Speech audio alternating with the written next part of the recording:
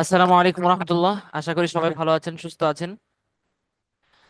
আজকে principles of micro economics এর আহ, একটি chapter, introduction and basic economic problems নিয়ে আজকের ক্লাসটা হবে। তো এটা ফার্স্ট সেমিস্টারের মধ্যে পড়ানো হয় এবং খুব বেশি ইম্পর্টেন্ট, বিশেষ করে বেসিক ইকোনমিক্স প্রবলেমস এই অংশটা খুব বেশি ইম্পর্টেন্ট। তো শুরু করা যাক। প্রথমে আমরা জানবো, এটা যেহেতু একদম প্রথম class principal of micro economics এর, এবং যারা ইকোনমিক্স নিয়ে পড়ালেখা করে তাদের জন্য, এই বিশেষ করে যাদের ব্যাকগ্রাউন্ড সায়েন্স ব্যাকগ্রাউন্ড, তাদের জন্য একদম নতুন। যদিও যাদের ব্যাকগ্রাউন্ড কমার্স ছিল, আর্টসে ছিল কিনা জানি না, ওই ইন্টারের মধ্যে অথবা 9-10-এর মধ্যে ইকোনমিক্স চ্যাপ্টারের মধ্যে এগুলো অনেকেই পড়ছে, কিন্তু যাদের সায়েন্স ব্যাকগ্রাউন্ড আমার মতো, হ্যাঁ, অনেকের জন্য এগুলো একদম নতুন। তো শুরু করা যাক। প্রথম আমরা ইকোনমিক্স নিয়ে জানবো, ইকোনমিক্স কাকে বলে। What is economics? Economics is the study of how people use limited resources to satisfy their unlimited wants. Paul Samuelson. আশা করি বুঝে গেছে। প্রথমত, ইকোনমিক্স সংজ্ঞাটা আমাদের একদম মুখস্থ থাকা চাই, কারণ দেখা যাচ্ছে বিভিন্ন চাকরি অথবা বিভিন্ন যে কোনো ভাইভাতে গেলে ইকোনমিক্স কাকে বলে এটা জিজ্ঞেস করা হয়। ম্যাক্রো ইকোনমিক্স কাকে বলে জিজ্ঞেস করা হয়, এবং এগুলার মানে পার্থক্যটা জিজ্ঞেস করা হয়। তো আমাদের এটা অবশ্যই জানা থাকা উচিত। What is economics? Economics is the study of how people use limited resources to satisfy their unlimited wants. Paul স্যামুয়েলসনের এর সংজ্ঞা তো বাংলায় বললে, অর্থনীতি হলো এমন একটা বিজ্ঞান যা শেখায় মানুষ কিভাবে লিমিটেড রিসোর্সেস সীমিত সম্পদ ব্যবহার করে বিভিন্ন পণ্য উৎপাদন ও বন্টন করে, অথবা আহ, সীমিত সম্পদ দ্বারা কি আনলিমিটেড ওয়ান্টস, মানে যেটা এই আনলিমিটেড অসীম ইচ্ছাকে অথবা অসীম চাহিদাকে কি পূরণ করে। এটা হচ্ছে পল স্যামুয়েলসনের সংজ্ঞা। এই এখানে কিওয়ার্ডস হচ্ছে লিমিটেড রিসোর্সেস, হ্যাঁ, এবং আনলিমিটেড ওয়ান্টস। এটা মাথায় রাখলে এটা মনে থাকবে, আশা করি বোঝা গেছে। আবার বলি, limited resources to satisfy their unlimited wants, সীমিত সম্পদ দ্বারা বিভিন্ন পণ্য উৎপাদন ও বন্টন করে, অথবা এই অসীম ইচ্ছা যেটা, সেটাকে কি স্যাটিসফাই করে লিমিটেড রিসোর্স দ্বারা। এখন আসি নেক্সট। এগুলা পরীক্ষায় আসে না, কিন্তু এগুলা আমাদের যেহেতু একদম প্রথম ক্লাস, এগুলা আমাদের বেসিক, হ্যাঁ, যে কোনো জায়গায় আমাদেরকে জিজ্ঞেস করতে পারে। যেহেতু আমরা ইকোনমিক্স পড়ে, আমাদের এগুলা জানা থাকা প্রয়োজন। Founding figures in different fields of economics. Father of economics, অর্থনীতির জনক অ্যাডাম স্মিথ, এটা অবশ্যই জানা থাকা দরকার। হ্যাঁ, author of the wealth of Nations, এই বইটা, এটা ওনার বই, 1776 সালে। এটা আমাদের এই অর্থনীতির জনক অ্যাডাম স্মিথের বই। তার নাম কি? The wealth of Nations. এগুলো পরীক্ষা আসে না, তবু জানা থাকা মাস্ট, জরুরি। Introduced the concept of the invisible hand. Invisible hand একটা কনসেপ্ট আছে, ওইটার সূচনা উনি করছিলেন। ওকে। এখন ফাদার অফ মডার্ন ইকোনমিক্স, কিছুক্ষণ আগে আমরা যার সংজ্ঞা পড়ছি, এই লিমিটেড রিসোর্সেস, হ্যাঁ, আনলিমিটেড ওয়ান্টস, এই তো মডার্ন ইকোনমিক্স এর জনক Paul Samuelson. Okay. Pioneer in mathematical and analytical economics. আশা করি বোঝা গেছে। এখন হচ্ছে মাইক্রো ইকোনমিক্স এর জনক Alfred Marshall, author of principles of economics. Author of principles of economics, Alfred Marshall. Father of micro economics. Principles of economics এর এই আরেকটা জনপ্রিয় বই আছে নাম, তবে এটা হচ্ছে সম্ভবত এটা না, এটা হচ্ছে গ্রেগরি ম্যানকিউ। হ্যাঁ, ওটা খুব বেশি মানে খুব জনপ্রিয়, মানে ফেমাস টেক্সট বুক হিসেবে। হ্যাঁ, অনেকে এটা ওই অলিম্পিয়াড আছে না, অলিম্পিয়াডের সময় এটা পড়ে, ইকোনমিক্স অলিম্পিয়াডের সময় এটা পড়ে, এবং খুব জনপ্রিয়। তো এটা হচ্ছে Alfred Marshall, author of principles of economics. হ্যাঁ, তারপর introduce concept like elasticity of demand and consumer surplus, মানে এগুলো নিয়ে উনি কথা বলছেন। ফাদার অফ ম্যাক্রো ইকোনমিক্স, হ্যাঁ, এই তো জন মেনার্ড কেইনস। হ্যাঁ, ইন্ট্রোডিউস কেইনেশিয়ান ইকোনমিক্স, এটা নিয়ে সেকেন্ড সেমিস্টারের মধ্যে আছে। হ্যাঁ, Keynesian model. Father of industrial economics Andros. Okay, এগুলো পড়বা আর কি। Father of Islamic economics Ibn Khaldun, author of Muqaddimah. হ্যাঁ, introduced early concepts of economic cycles and labor value in Islamic thought. Islamic economics বিশাল একটা মানে মহাসাগর।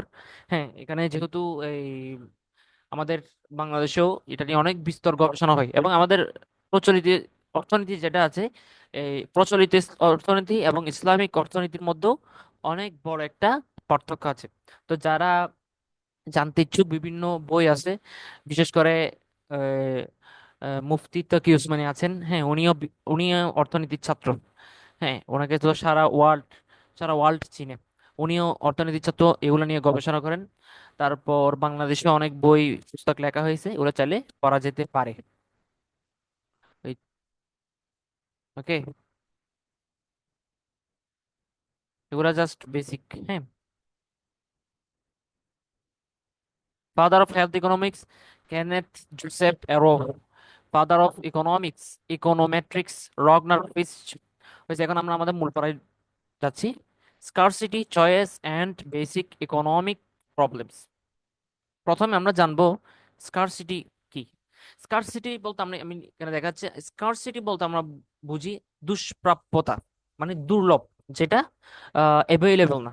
তো আমরা প্রথমে স্কারসিটি এবং চয়েস কাকে বলে এটা জানবো। এটা হচ্ছে মৌলিক অর্থনৈতিক সমস্যার মধ্যে মানে এটা এটা সংযুক্ত। আমি বলি, যখন কোনো কিছু মানুষের প্রয়োজন হয়, যে কোনো একটা বস্তু, হ্যাঁ, অথবা যে কোনো কিছু মানুষের প্রয়োজন হচ্ছে কিন্তু সেটা যথেষ্ট পরিমাণে পাওয়া যায় না, তো এটা হচ্ছে স্কারসিটি। একদম ইজি, কিছু একটা মানুষের প্রয়োজন কিন্তু সেটা যথেষ্ট পরিমাণে পাওয়া যায় না, এটা হচ্ছে স্কারসিটি। অথবা এটাকে সম্পদের সীমাবদ্ধতাও বলতে পারি। অর্থাৎ মানুষের চাহিদা হচ্ছে অসীম, মানে শুধু চাই চাই চাই এরকম অবস্থা, কিন্তু সেই চাহিদা পূরণের জন্য যে সম্পদ রয়েছে তা হচ্ছে কি সীমিত। একটা উদাহরণ দিই।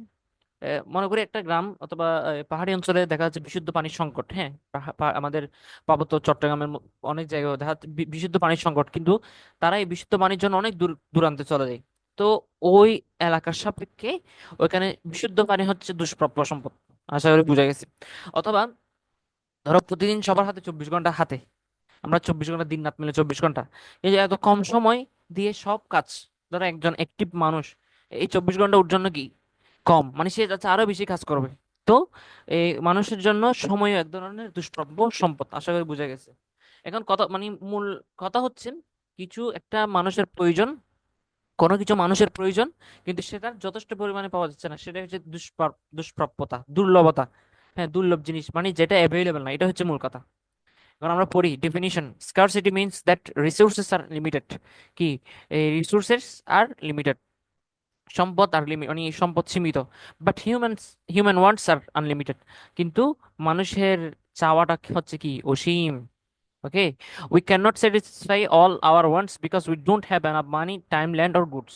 আশা করি বোঝা গেছে। এক্সাম্পল এগুলা পড়ে নিবা। হ্যাঁ, আমি তো বলছি এগুলা ভিন্ন ভিন্ন এক্সাম্পল। এক্সাম্পল বেশি বেশি দিছি যাতে এটা সহজেই বোঝা যায়। এগুলো হচ্ছে ইকোনমিক্স এর বেসিক। এগুলো যদি একদম ক্লিয়ার না হয়, হ্যাঁ, তাহলে সামনে আগালে এগুলা মানে এগুলা হচ্ছে ফাউন্ডেশন। এগুলো যত শক্ত হবে সামনের পড়ালেখাটাও তত শক্ত হবে। এখন আসি চয়েস নিয়ে। চয়েস, নির্বাচন। স্কারসিটি হচ্ছে দুষ্প্রাপ্যতা, চয়েস হচ্ছে নির্বাচন। এখন চয়েস বলতে আমরা কি বুঝি, যখন দুষ্প্রাপ্যতার কারণে সবকিছু একসাথে পাওয়া যায় না, হ্যাঁ, তখন আমাদেরকে একটা বা কিছু জিনিস বেছে নিতে হয়, এটাকে বলে নির্বাচন। আমি বলি, ধরো তোমার হাতে আছে 50 টাকা, অথবা একজন ব্যক্তি, হ্যাঁ, ওর নাম হচ্ছে ধরো এই আব্দুল্লাহ, হ্যাঁ, ওর হাতে 50 টাকা আছে। হ্যাঁ, এখন ও চাচ্ছে একটা আইসক্রিম কিনবে, একটা খাতা কিনবে। এখন ওই দুইটা জিনিসের, দুইটা বস্তু, আইসক্রিম খাতার সামষ্টিক দাম হচ্ছে 80 টাকা, কিন্তু ওর হাতে আছে কি 50 টাকা। তো এখন ও তো 80 টাকা দিয়ে দুইটাই কিনতে পারবে না। হ্যাঁ, ওকে এখন বেছে নিতে হবে 50 টাকা দিয়ে কোনটা কেনা যায়। তখন ও 50 টাকা দিয়ে আইসক্রিম, কি মানে ওই দুইটার মধ্যে থেকে একটা কিনবে, আইসক্রিম কিনবে। হ্যাঁ, এবং মানে দুইটা থেকে একটা বেছে নেবে। তো নির্বাচন হলো সীমিত সম্পদ দিয়ে অগ্রাধিকার ভিত্তিতে চাহিদা চাহিদা পূরণের সিদ্ধান্ত গ্রহণ করা। তো আব্দুল্লাহ ওই যে আইসক্রিম আছে, খাতা আছে, এই দুইটা থেকে একটাকে বেছে নিবে। কারণ কি, তার এই লিমিটেড রিসোর্সেস। হ্যাঁ, লিমিটেড রিসোর্সেস এবং অগ্রাধিকার ভিত্তিতে চাহিদা পূরণ, মানে তার এখন কোনটা প্রয়োজন, আইসক্রিম বেশি প্রয়োজন নাকি খাতা বেশি প্রয়োজন, তখন সে 50 টাকা দিয়ে যেটা বেশি প্রয়োজন সেটা কিনবে। আশা করি বুঝে গেছে। স্কারসিটি, চয়েস, এই দুইটা শেষ ফলো। এক্সাম্পল এখানে দেওয়া আছে। হুম। তাহলে আমরা স্কারসিটি শেষ, এক্সাম্পল শেষ। এখন আমরা যাব basic problems of economics. Basic problems of economics, এটা উপরে যেগুলো পড়ছি এগুলা মানে আমাদের হচ্ছে বেসিক, কিন্তু এটা হচ্ছে বেসিক, সাথে সাথে এটা পরীক্ষায় মাস্ট আসবে। কারণ মানে ফার্স্ট সেমিস্টারের মধ্যে এটা দেখা যাচ্ছে এক সেমিস্টার, যদি মানে এক সেমিস্টার না আসে পরের সেমিস্টার আসবে, অথবা দেখা যাচ্ছে প্রত্যেক সেমিস্টারও আসতে পারে। এবং এটা খুব বেশি ইম্পর্টেন্ট, এটা বেসিক প্রবলেমস অফ ইকোনমিক্স, মানে এটা শক্তভাবে ভালোভাবে পড়া উচিত। এবং আমি যেগুলো বলছি এগুলো নোট করলে ভালো হয়। তাহলে শুরু করা যাক। বেসিক প্রবলেমস অফ ইকোনমিক্স, এখানে আমি এই এই তো, এখানে আমি তিনটা পয়েন্ট লিখছি। এগুলো হচ্ছে মানে বেসিক প্রবলেমস অফ ইকোনমিক্স বলতে আমরা কি বুঝি। বেসিক প্রবলেমস অফ ইকোনমিক্স বলতে আমরা বুঝি মৌলিক অর্থনৈতিক সমস্যা। তো মৌলিক অর্থনৈতিক সমস্যা বলতে বোঝানো হয় মানে সম্পদ সীমিত এবং অথচ মানুষের চাহিদা অসীম। দুইটা point, limited resource and unlimited wants, এই দুইটা পয়েন্ট। সম্পদ সীমিত অথচ মানুষের চাহিদা অসীম হওয়ার কারণে কি উৎপাদন করা হবে, কত পরিমাণ উৎপাদন করা হবে, কার জন্য উৎপাদন করা হবে, এই ধরনের যে সমস্যাগুলো দেখা যায় সেগুলোকেই মৌলিক অর্থনৈতিক সমস্যা বলে। এই তো, হোয়াট টু প্রডিউস, কি উৎপাদন করা হবে, হাউ টু প্রডিউস, হ্যাঁ, কত এই মানে হাউ টু প্রডিউস, কত পরিমাণ উৎপাদন করা হবে, ফর হুম টু প্রডিউস, হ্যাঁ, কার জন্য উৎপাদন করা হবে, এগুলাই হচ্ছে মৌলিক অর্থনৈতিক সমস্যা। হ্যাঁ, এই প্রশ্ন মানে এই প্রশ্নগুলাই হচ্ছে কি মৌলিক অর্থনৈতিক সমস্যা। এখন দেখা যাক, আমরা সামনে আগাই। এগুলো হচ্ছে, এটা মাস্ট, এগুলা বরাবর লিখবা পরীক্ষার হলের মধ্যে, এগুলো বরাবর লিখতে হবে। What to produce, how to produce, for whom to produce. Okay, এখন আমরা যাই প্রথমের মধ্যে, হোয়াট টু প্রডিউস, কি উৎপাদন করা হবে। হ্যাঁ, এখানে প্রশ্ন করা হচ্ছে, হ্যাঁ, প্রশ্নটাই হচ্ছে কি মৌলিক অর্থনৈতিক সমস্যা। এখন হোয়াট টু প্রডিউস মানে এখানে এখানে কি বলতে চাচ্ছে, a country has limited resources so it must decide which goods and services to produce. একটা কান্ট্রির, একটা দেশের লিমিটেড রিসোর্সেস, সীমিত সম্পদ, সো এটার ডিসাইড করতে হবে, মানে সিদ্ধান্ত নিতে হবে হুইচ গুডস এন্ড সার্ভিসেস, মানে কোন পণ্য এবং সার্ভিস সে প্রডিউস করবে, অথবা মানে কোন কোন পণ্য, কোন পণ্য বেশি প্রয়োজন, চাল বেশি প্রয়োজন নাকি গাড়ি বেশি প্রয়োজন, হ্যাঁ, চাল বেশি প্রয়োজন নাকি গাড়ি বেশি প্রয়োজন, মানে এগুলা কি ওর কি, মানে এগুলা ফাইন্ড আউট করতে হবে। সবার জন্য উৎপাদন করা হবে না বিশেষ শ্রেণীর জন্য, হ্যাঁ, তারপর তারপর প্রয়োজন মেটানোর জন্য না বিশেষ শ্রেণীর জন্য, হ্যাঁ, এগুলা হচ্ছে কি এটার অন্তর্ভুক্ত। What to produce, should we produce more food আর মোর ক্লথিং, তারপর should we build hospitals or shopping malls, should we grow rice or jute. হ্যাঁ, একটা কথা এখানে আমি একটু উদাহরণ দিলে এটা ইজিলি বুঝা যাবে। বাংলাদেশে যদি মানে দেখা যাচ্ছে দুর্ভিক্ষ যে কোনো সময়, হ্যাঁ, আল্লাহ না করুক, দেখা গেলো দুর্ভিক্ষ দেখা গেছে, হ্যাঁ, তো তখন গভর্নমেন্ট থেকে ডিসিশন দিতে হবে, হ্যাঁ, সে গভর্নমেন্ট কি চাল ডাল এসব উৎপাদন করবে নাকি শিল্প পণ্য উৎপাদন করবে, হ্যাঁ, বেশি করে চাল ডাল উৎপাদন করবে নাকি শিল্প পণ্য উৎপাদন করে, তখন ওই মুহূর্তে কি চাল ডালে বেশি প্রয়োজন। তো এটা হচ্ছে কি হোয়াট টু প্রডিউস, মানে হোয়াট টু প্রডিউস কি উৎপাদন করা হবে, এটা একটা মৌলিক কি অর্থনৈতিক সমস্যা, মানে এই প্রশ্নটাই হচ্ছে কি মৌলিক অর্থনৈতিক সমস্যা। একটা হচ্ছে প্রথম আবার বলি, what to produce, how to produce, for whom to produce. তো প্রথমটা আমরা আলোচনা শেষ করলাম। তো এগুলা পয়েন্টস, এরপর আমরা যাই example. In Bangladesh the government may decide to produce more rice and wheat to ensure food security instead of product producing luxury items. মানে আমাদের বাংলাদেশে কি খাবার বেশি প্রয়োজন লাক্সারি আইটেমসের চেয়ে। হোয়াট টু প্রডিউস মানে তো so we should produce more rice and wheat to ensure food security. এখন আমরা দুই নাম্বারটাতে যাই, হাউ টু প্রডিউস কিভাবে উৎপাদন করা হবে। হ্যাঁ, মানে এটা নির্ধারণ করে মানে উৎপাদনের জন্য কোন ধরনের প্রযুক্তি পদ্ধতি ব্যবহৃত হবে। Explanation, it refers to the method of production, should we use labor or machines, should we use local or foreign technology। হ্যাঁ, মানে এখানে শ্রম বেশি ব্যবহার করা হবে নাকি যন্ত্র, হ্যাঁ, তারপর পরিবেশ বান্ধব উপায়ে উৎপাদন হবে নাকি মানে পরিবেশ দূষণের মাধ্যমে উৎপাদন হবে, এটাও প্রশ্ন। এটা একটা মৌলিক অর্থনৈতিক সমস্যার কি একটা পার্ট, মানে হাউ টু প্রডিউস, কিভাবে উৎপাদন করা হবে। ওকে, এখন পড়ি point, use human labour or machines. মানে হিউম্যান লেবার, মানব শ্রমিকদের শ্রমিকদের ইউজ করা হবে নাকি মেশিনস, হ্যাঁ মেশিন ইউজ করা হবে। তারপর ইকো ফ্রেন্ডলি মেথডস, লো কস্টিং পলিউটিং মেথডস, মানে এই পরিবেশ বান্ধব বান্ধব মেথড ইউজ করা হবে নাকি লো কস্ট পলিউটিং মেথডস, মানে পরিবেশ দূষণকারী মেথড ইউজ করা হবে। এটাও একটা মৌলিক অর্থনৈতিক সমস্যা। How to produce, example, a factory may decide to use workers instead of machines to reduce unemployment in rural areas. হ্যাঁ, a factory may decide, হ্যাঁ ওরা ডিসাইড করছে টু ইউজ, তারা এই ওয়ার্কার্স, হ্যাঁ তারা শ্রমিককে শ্রমিকদের প্রাধান্য দিবে, শ্রমিকদের কাজ করাবে, হ্যাঁ ইনস্টেড অফ মেশিনস, মেশিনের কি এই মানে ইনস্টেড অফ মেশিন, মেশিনের পরিবর্তে, টু রিডিউস, কমানোর জন্য আনএমপ্লয়মেন্ট ইন রুরাল এরিয়াস, মানে বেকারত্ব কমানোর জন্য তারা মেশিনের পরিবর্তে শ্রমিকদেরকে কি কি কাজ করাবে। হ্যাঁ, হাউ টু প্রডিউস। এখন আমরা last one, for whom to produce, কার জন্য উৎপাদন করা হবে। Goods should be distributed among people, but who will get how much, rich or poor, urban or rural. মানে